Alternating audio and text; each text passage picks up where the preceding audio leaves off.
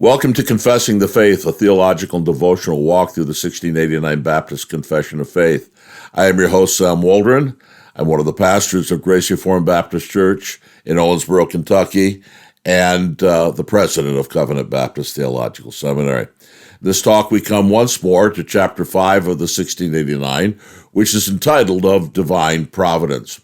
Paragraph 1 of this chapter gives an overview of the doctrine of providence.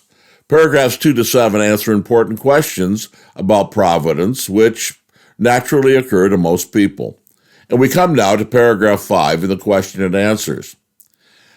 If my sin is included in God's providence, what possible good could come from my sin? Here's the confession's response.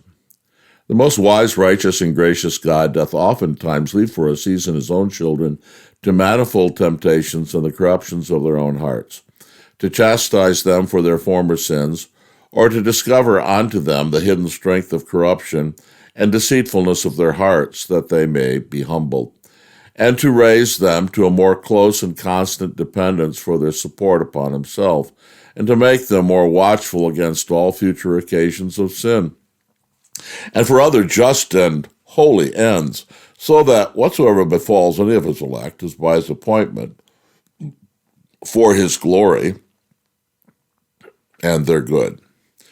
To put this briefly, God may leave us to some sins to chastise us, humble us, or to keep us from greater sins in the future. It's useful to ask why God may not be helping us with our sins.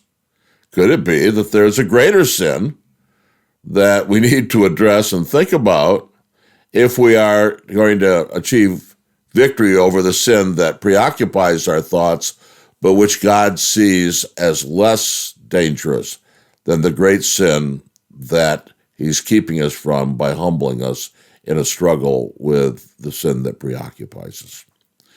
The next question is taken up in paragraph 6. It's this: can a loving God really harden people in their sins?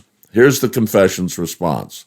As for those wicked and ungodly men whom God as a righteous judge for former sin doth blind and harden, from them he not only withholdeth his grace, whereby they might have been enlightened in their understanding and wrought upon in their hearts, but sometimes also withdraweth the gifts which they had, and exposeth them to such objects as their corruption makes occasion of sin, and withal gives them over to their own lusts, the temptations of the world, and the power of Satan, whereby it comes to pass that they harden themselves even under those means which God useth for the softening of others.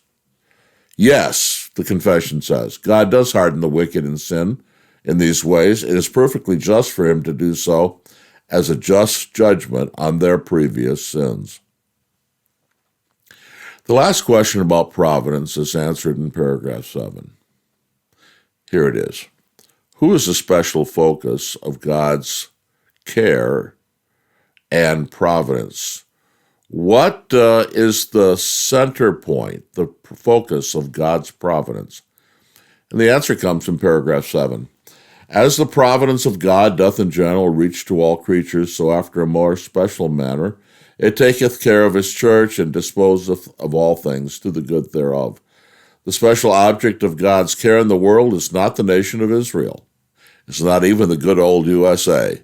It's rather the church of Jesus Christ. All things are ordered to the preservation, growth, and sanctification of the church of Christ. This great thought should be of enormous comfort to the tried and sometimes fearful church of Christ. All things work together for her good.